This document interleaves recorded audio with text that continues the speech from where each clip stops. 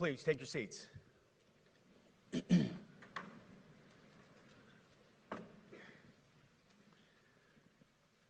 Well, Mr. Chairman, the Joint Chiefs, Generals, Admirals, Commanders, Officers, Senior Enlisted, NCOs, Enlisted, and every member of our American military, good morning.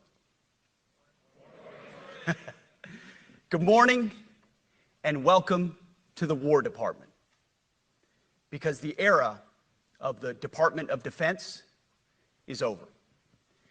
You see, the motto of my first platoon was, "Those who long for peace must prepare for war." This is, of course, not a new idea. This crowd knows that.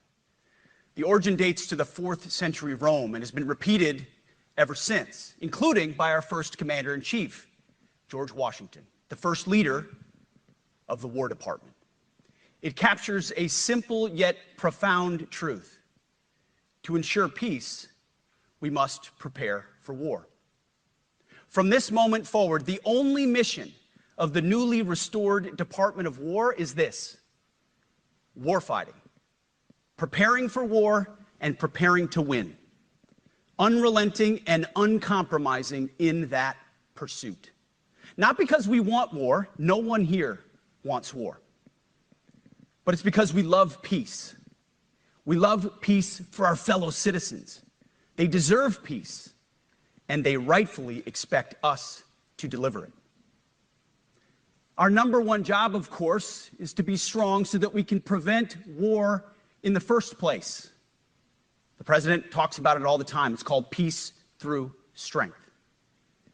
And as history teaches us, the only people who actually deserve peace are those who are willing to wage war to defend it. That's why pacifism is so naive and dangerous.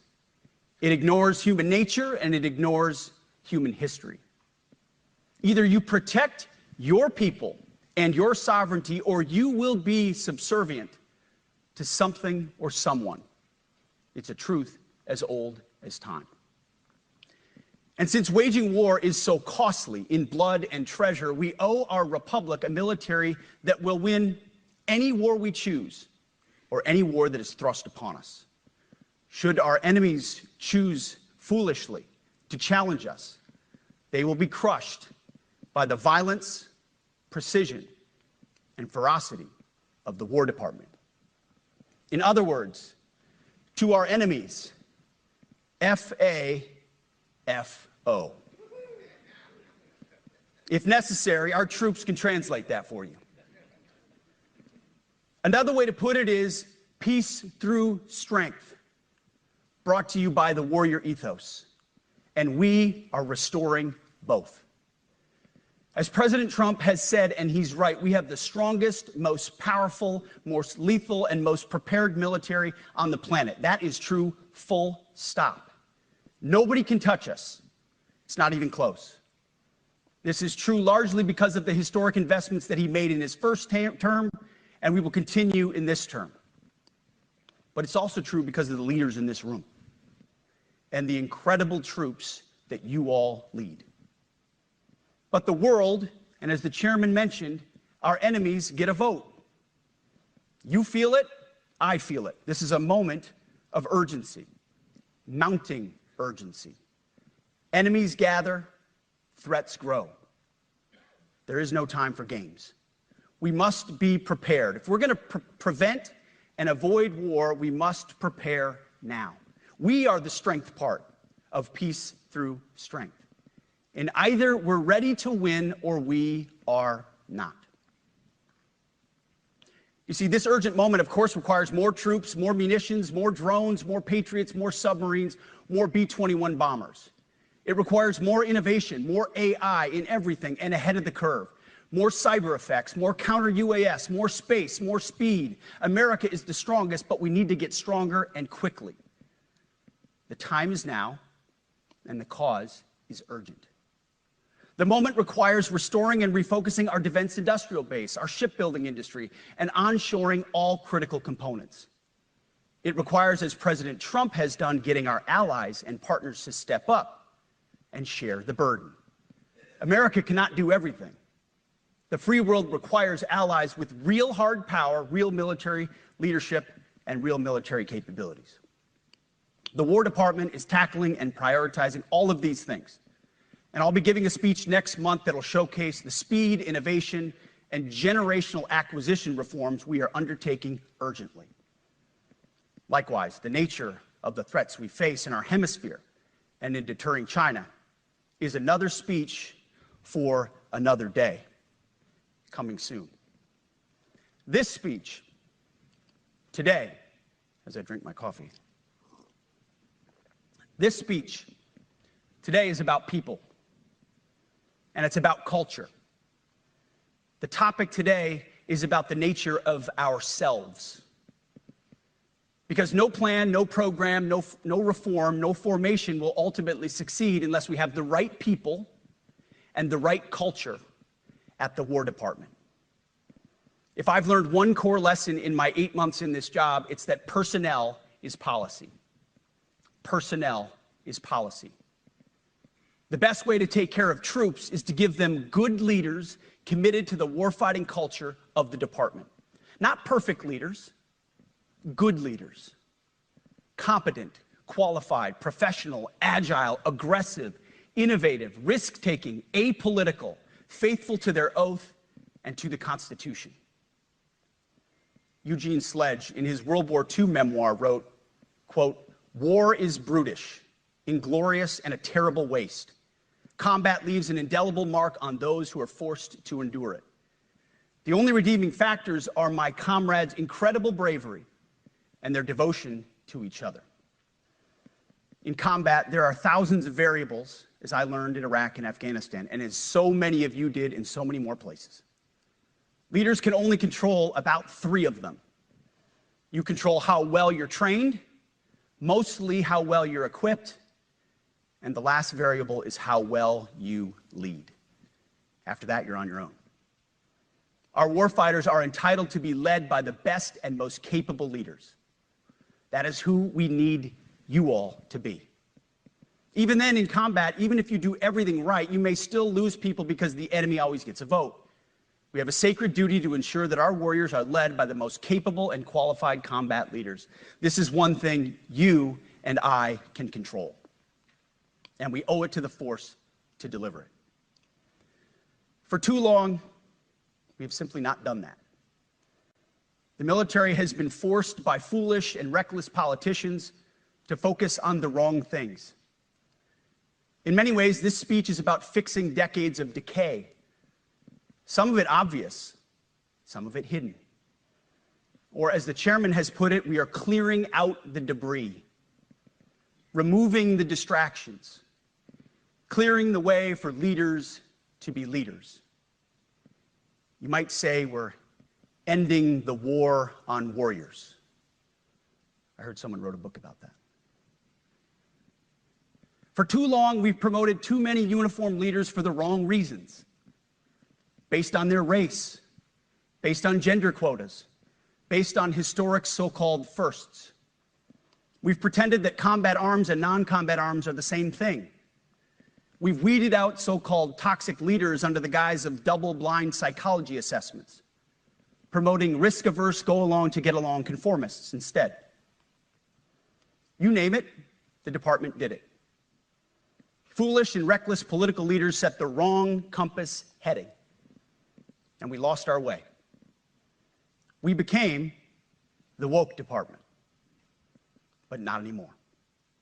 Right now, I'm looking out at a sea of Americans who made a choice when they were young men and young women to do something most Americans will not, to serve something greater than yourself, to fight for God and country, for freedom and the Constitution.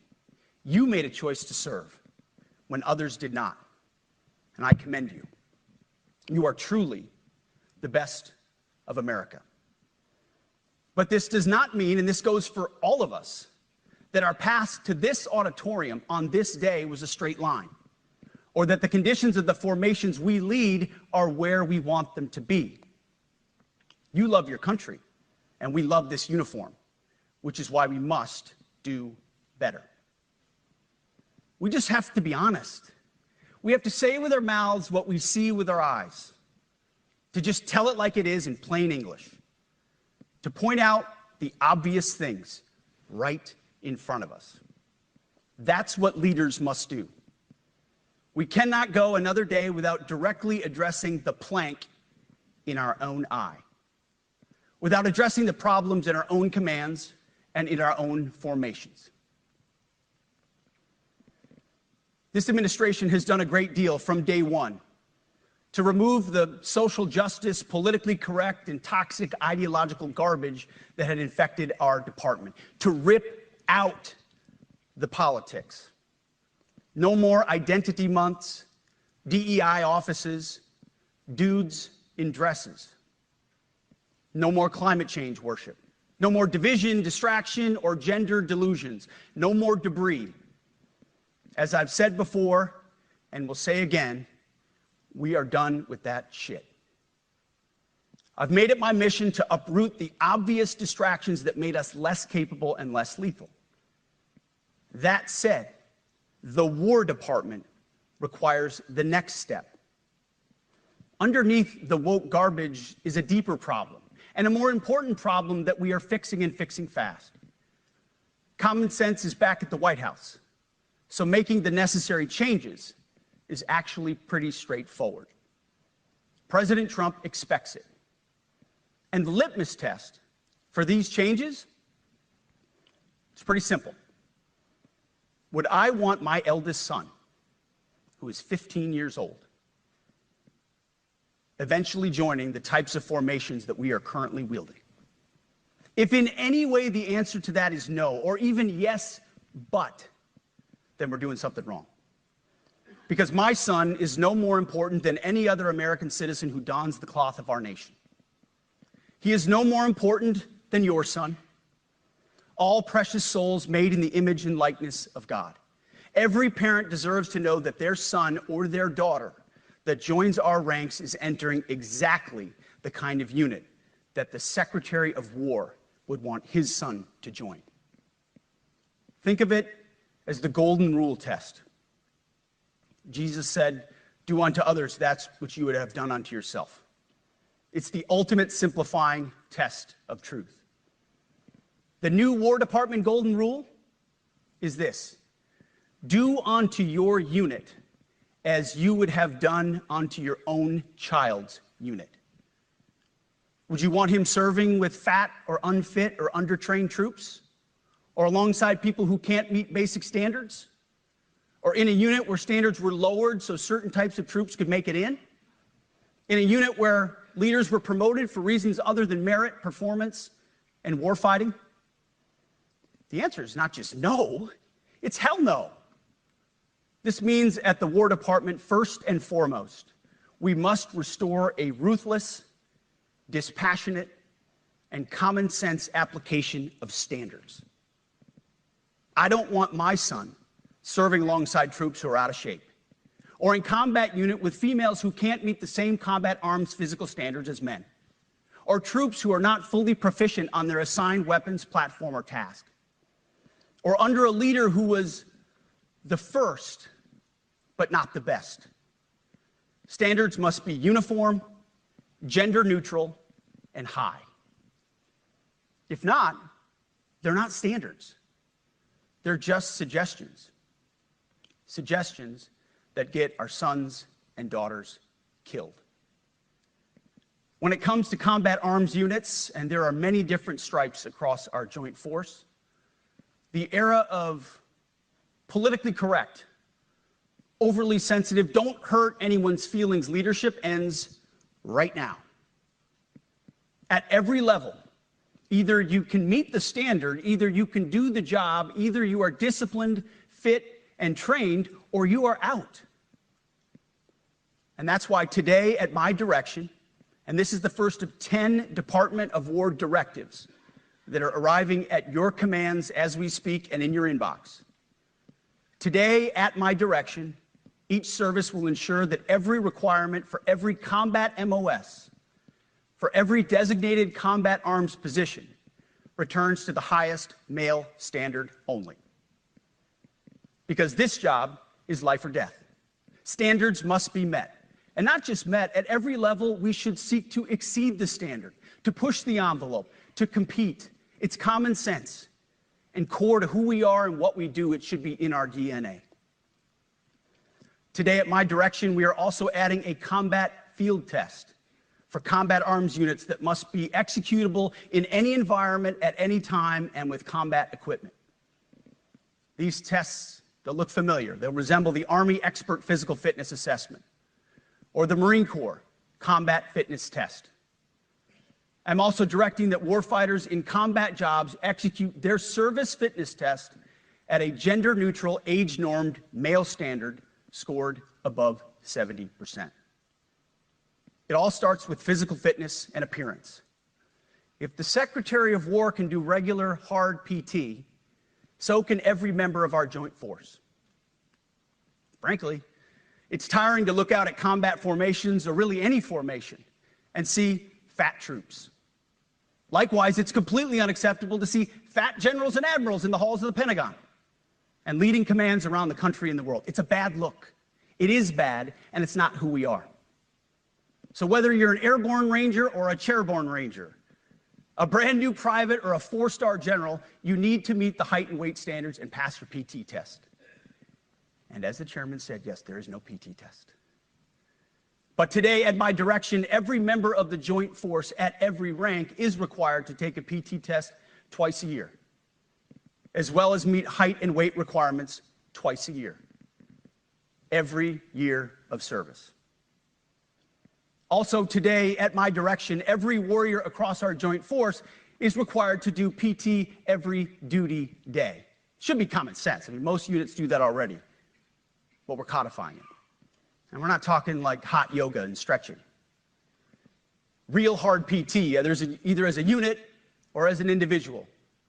At every level, from the Joint Chiefs to everyone in this room to the youngest private, leaders set the standard. And so many of you do this already. Active, Guard, and Reserve. This also means grooming standards. No more beards, long hair, superficial individual expression. We're going to cut our hair, shave our beards, and adhere to standards. Because it's like the broken windows theory of policing. It's like when you let the small stuff go, the big stuff eventually goes. So you have to address the small stuff. This is on duty, in the field, and in the rear. If you want a beard, you can join Special Forces. If not, then shave. We don't have a military full of Nordic pagans. But unfortunately, we have had leaders who either refuse to call BS and enforce standards, or leaders who felt like they were not allowed to enforce standards. Both are unacceptable. And that's why today, at my direction, the era of unprofessional appearance is over. No more beardos. The era of rampant and ridiculous shaving profiles is done. Simply put, if you do not meet the male-level physical standards for combat positions, cannot pass a PT test, or don't want to shave and look professional, it's time for a new position or a new profession. I sincerely appreciate the proactive efforts the secretaries have already taken in some of those areas, service secretaries. And these directives are intended to simply accelerate those efforts. On the topic of standards, allow me a few words to talk about toxic leaders. Upholding and demanding high standards is not toxic. Enforcing high standards, not toxic leadership. Leading warfighters toward the goals of high, gender-neutral, and uncompromising standards in order to forge a cohesive, formidable, and lethal Department of War is not toxic. It is our duty, consistent with our constitutional oath. Real toxic leadership is endangering subordinates with low standards. Real toxic leadership is promoting people based on immutable characteristics or quotas instead of based on merit. Real toxic leadership is promoting destructive ideologies that are an anathema to the Constitution and the laws of nature and nature's God, as Thomas Jefferson wrote in the Declaration of Independence. The definition of toxic has been turned upside down, and we're correcting that. That's why today, at my direction, we're undertaking a full review of the department's definitions of so-called toxic leadership, bullying, and hazing, to empower leaders to enforce standards without fear of retribution or second guessing. Of course, you can't do like nasty bullying and hazing. We're talking about words like bullying and hazing and toxic. They've been weaponized and bastardized inside our formations, undercutting commanders and NCOs. No more. Setting, achieving, and maintaining high standards is what you all do. And if that makes me toxic, then so be it. Second, today at our direction, we're ensuring that every service, every unit, every schoolhouse, and every form of professional military education conduct an immediate review of their standards. Now, we've done this in many places already, but today it goes across the entire Department of War. Any place where tried and true physical standards were altered, especially since 2015 when combat arms standards were changed to ensure females could qualify, must be returned to their original standard. Other standards have been manipulated to hit racial quotas as well, which is just as unacceptable. This too must end. Merit only. The president talks about it all the time, merit-based. Here are two basic frameworks I urge you to pursue in this process. Standards I call, my staff's heard all about them, the 1990 test and the E6 test. The 1990s test is simple. What were the military standards in 1990? And if they have changed, tell me why. Was it a necessary change based on the evolving landscape of combat? Or was the change due to a softening, weakening, or gender-based pursuit of other priorities? 1990s seems to be as good a place to start as any. And the E6 test. Ask yourself, does what you're doing make the leadership, accountability, and lethality efforts of an E6, or frankly an O3, does it make it easier or more complicated? Does the change empower staff sergeants, petty officers, and tech sergeants to get back to basics? The answer should be a resounding yes. The E6 test, or O3 test, clarifies a lot, and it clarifies quickly. Because war does not care if you're a man or a woman. Neither does the enemy.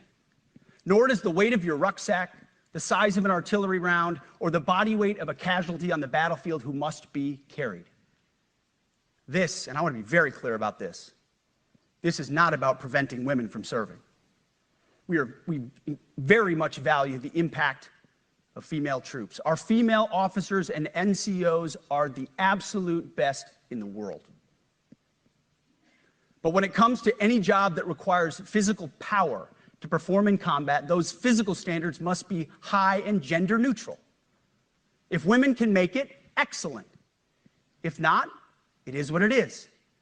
If that means no women qualify for some combat jobs, so be it.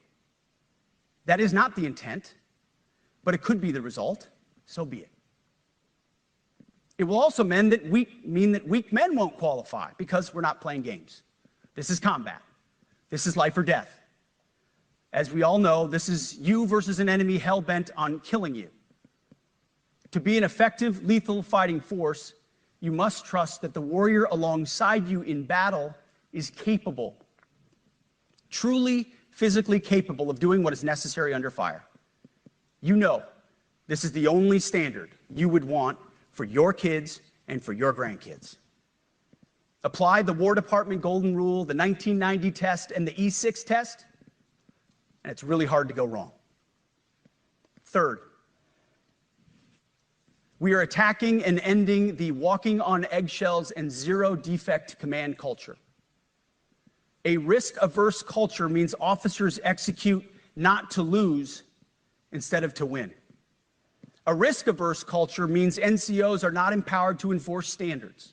Commanders and NCOs don't take necessary risks or make tough adjustments for fear of rocking the boat or making mistakes. A blemish-free record is what peacetime leaders covet the most, which is the worst of all incentives.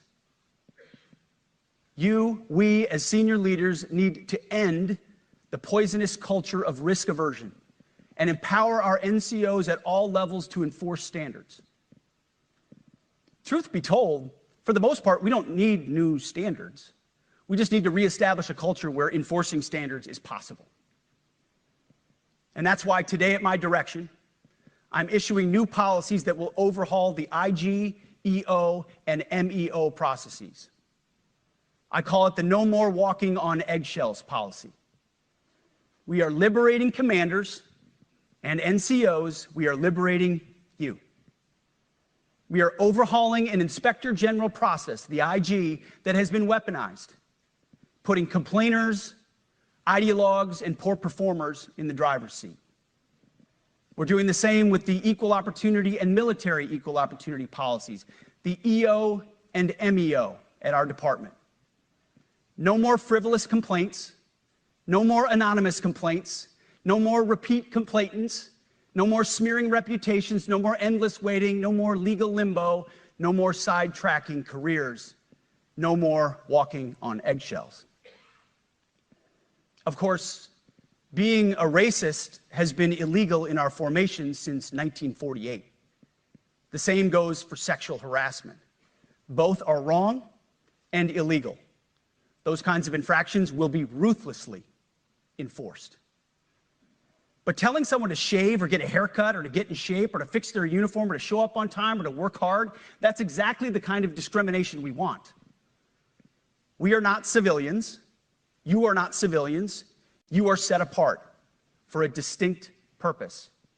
So we, as a department, need to stop acting and thinking like civilians and get back to basics and put the power back in the hands of commanders and NCOs. Commanders and NCOs who make life and death decisions. Commanders and NCOs who enforce standards and ensure readiness. Commanders and NCOs who, in this War Department, have to look in the mirror and have to pass the golden rule test. My kids, your kids, America's sons and daughters. So I urge you all here today and those watching, take this guidance and run with it. The core of this speech is the 10 directives we're announcing today. They were written for you, for Army leadership, for Navy leadership, for Marine Corps leadership, for Air Force leadership, Space Force leadership. These directives are designed to take the monkey off your back and put you, the leadership, back in the driver's seat. Move out with urgency because we have your back. I have your back. And the Commander-in-Chief has your back. And when we give you this guidance, we know mistakes will be made. It's the nature of leadership. But you should not pay for earnest mistakes for your entire career.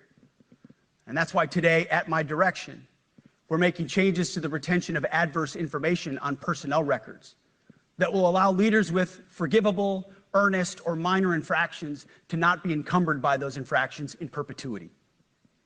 People make honest mistakes, and our mistakes should not define an entire career. Otherwise, we only try not to make mistakes, and that's not the business we're in. We need risk takers and aggressive leaders and a culture that supports you. Fourth, at the War Department, promotions across the Joint Force will be based on one thing: merit. Colorblind, gender-neutral, merit-based. The entire promotion process, including evaluations of warfighting capabilities, is being thoroughly re-examined. We've already done a lot in this area, but more changes are coming soon. We'll promote top-performing officers and NCOs faster and get rid of poor performers more quickly. Evaluations, education, and field exercises will become real evaluations, not box checks, for every one of us at every level. These same reforms happened before World War II as well. General George Marshall and Secretary of War Henry Stimson did the same thing. And we won a world war because of it. As it happens, when he started the job, Chairman Kane gave me a frame and a photo to hang in my office. A matching frame and photo hangs in his. It's a photo of Marshall and Stimson preparing for World War II. Those two leaders famously kept the door open between their offices for the entirety of the war. They worked together, civilian and uniform, every single day. Chairman Kane and I do the same. There is no daylight between us. Our doors are always open. Our job together is to ensure our military is led by the very best, ready to answer the nation's call. Fifth, as you have seen, and the media has obsessed over, I have fired a number of senior officers since taking over. The previous chairman, other members of the Joint Chiefs, combatant commanders, and other commanders. The rationale for me has been straightforward. It's nearly impossible to change a culture with the same people who helped create or even benefited from that culture, even if that culture was created by a previous president and previous secretary. My approach has been simple. When in doubt, assess the situation, follow your gut, and if it's the best for the military, make a change. We all serve at the pleasure of the president every single day. But in many ways, it's not their fault. It's not your fault. As foolish and reckless as the woke department was, those officers were following elected political leadership. An entire generation of generals and admirals were told that they must parrot the insane fallacy that, quote, our diversity is our strength. Of course, we know our unity is our strength. They had to put out dizzying DEI and LGBTQI+ statements. They were told females and males are the same thing, or that males who think they're females are totally normal. They were told that we need a green fleet and electric tanks. They were told to kick out Americans who refuse an emergency vaccine. They followed civilian policies set by foolish and reckless political leaders. Our job, my job, has been to determine which leaders simply did what they must to answer the prerogatives of civilian leadership, and which leaders are truly invested in the woke department, and therefore incapable of embracing the War Department and executing new lawful orders. That's it. It's that simple. So for the past 8 months, we've gotten a good look under the hood of our officer corps. We've done our best to thoroughly assess the human terrain. We've had to make trade-offs and some difficult decisions. It's more of an art than a science.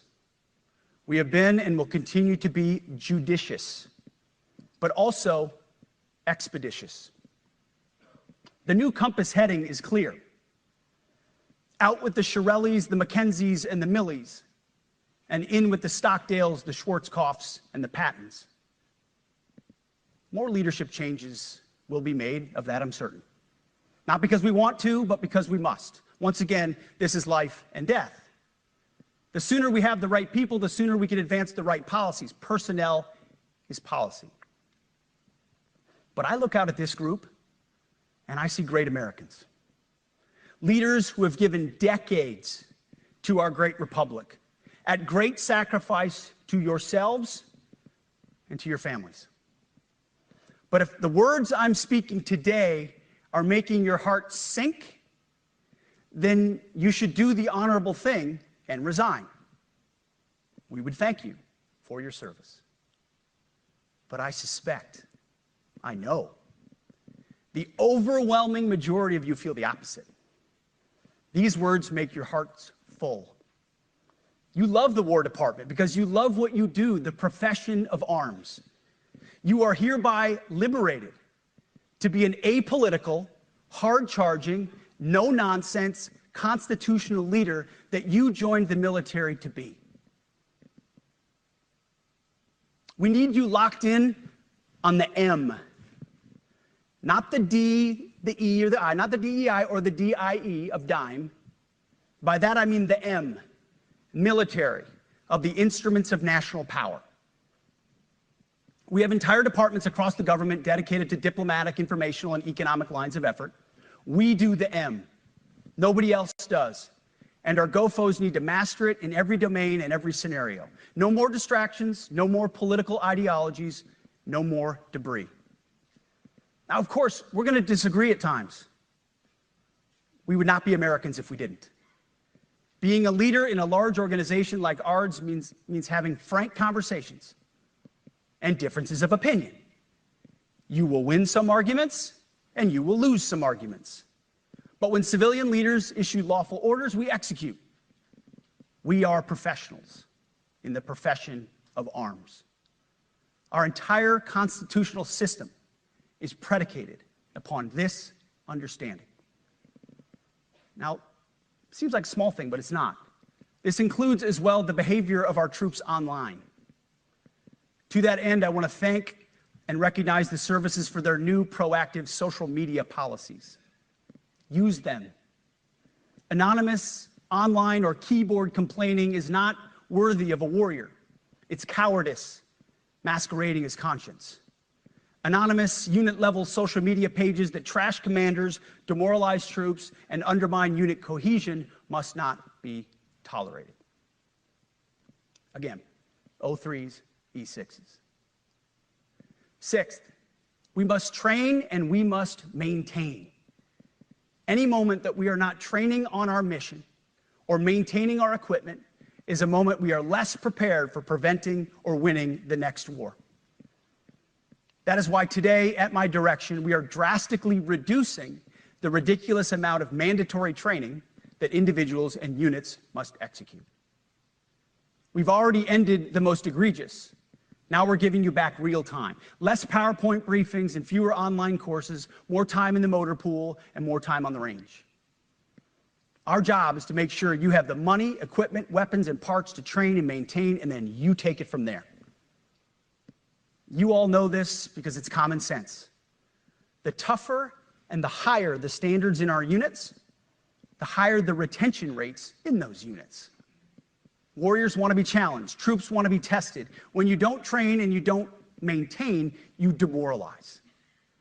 And that's when our best people decide to take their talents to the civilian world. The leaders who created the woke department have already driven out too many hard chargers. We reverse that trend right now. There is no world in which high-intensity war exists without pain, agony, and human tragedy. We are in a dangerous line of work. You are in a dangerous line of work. We may lose good people. But let no warrior cry out from the grave, "If only I had been properly trained." We will not lose warfighters because we failed to train or equip them or resource them. Shame on us if we do. Train like your warriors' lives depend on it, because they do. To that point, basic training is being restored to what it should be: scary, tough, and disciplined. We're empowering drill sergeants to instill healthy fear in new recruits, ensuring that future warfighters are forged. Yes, they can shark attack, they can toss bunks, they can swear, and yes, they can put their hands on recruits. This does not mean they can be reckless or violate the law, but they can use tried and true methods to motivate new recruits, to make them the warriors they need to be. Back to basics at basic as well. Of course, and you know this, basic training is not where mission readiness should end. The nature of the evolving threat environment demands that everyone, in every job, must be ready to join the fight if needed. A core credo of the Marine Corps is every Marine a rifleman. It means that everyone, regardless of MOS, is proficient enough to engage an enemy threat at sea, in the air, or in a so-called rear area. We need to ensure that every member of our uniformed military maintains baseline proficiency in basic combat skills, especially because the next war, like the last, will likely not have a rear area. Finally, as President Trump rightly pointed out when he changed the department name, the United States has not won a major theater war since the name was changed to the Department of Defense in 1947. One conflict stands out in stark contrast: the Gulf War. Why? Well, there's a number of reasons, but it was a limited mission with overwhelming force and a clear end state. But why did we execute and win the Gulf War the way we did in 1991? There's two overwhelming reasons. One was President Ronald Reagan's military buildup gave an overwhelming advantage. And two, military and Pentagon leadership had previous formative battlefield experiences. The men who led this department during the Gulf War were mostly combat veterans of the Vietnam War. They said never again to mission creep or nebulous end states. The same holds true today. Our civilian and military leadership is chock full of veterans from Iraq and Afghanistan who say never again to nation building and nebulous end states. This clear-eyed view, all the way in the White House, combined with President Trump's military buildup, postures us for future victories if, and we will, and when we embrace the War Department. And we must. We are preparing every day. We have to be prepared for war, not for defense. We're training warriors, not defenders. We fight wars to win, not to defend. Defense is something you do all the time. It's inherently reactionary and can lead to overuse, overreach, and mission creep. War is something you do sparingly, on our own terms, and with clear aims. We fight to win. We unleash overwhelming and punishing violence on the enemy. We also don't fight with stupid rules of engagement. We untie the hands of our warfighters to intimidate, demoralize, hunt, and kill the enemies of our country. No more politically correct and overbearing rules of engagement. Just common sense, maximum lethality, and authority for warfighters. That's all I ever wanted as a platoon leader. And it's all my E6 squad leaders ever wanted, back to that E6 rule. We let our leaders fight their formations, and then we have their back. It's very simple, yet incredibly powerful. A few months ago, I was at the White House when President Trump announced his Liberation Day for America's trade policy. It was a landmark day. Well, today is another Liberation Day. The liberation of America's warriors, in name, in deed, and in authorities. You kill people and break things for a living. You are not politically correct and don't necessarily belong always in polite society. We are not an army of one. We are a joint force of millions of selfless Americans. We are warriors. We are purpose-built, not for fair weather, blue skies, or calm seas. We were built to load up in the back of helicopters, 5 tons, or Zodiacs, in the dead of night, in fair weather or foul, to go to dangerous places, to find those who would do our nation harm, and deliver justice on behalf of the American people in close and brutal combat, if necessary. You are different. We fight not because we hate what's in front of us. We fight because we love what's behind us. You see, the Ivy League faculty lounges will never understand us, and that's okay, because they could never do what you do. The media will mischaracterize us, and that's okay, because deep down they know the reason they can do what they do is you. In this profession, you feel comfortable inside the violence so that our citizens can live peacefully. Lethality is our calling card, and victory our only acceptable end state. In closing, a few weeks ago, at our monthly Pentagon Christian prayer service, I recited a commander's prayer. It's a simple yet meaningful prayer for wisdom for commanders and leaders. I encourage you to look it up if you've never seen it. But the prayer, it ends like this. And most of all, Lord, please keep my soldiers safe. Lead them, guide them, protect them, watch over them. And as you gave all of yourself for me, help me give all of myself for them. And amen. I have prayed this prayer many times since I've had the privilege of being your secretary. And I will continue to pray this prayer for each of you as you command and lead our nation's finest. Go forth and do good things, hard things. President Trump has your back, and so do I.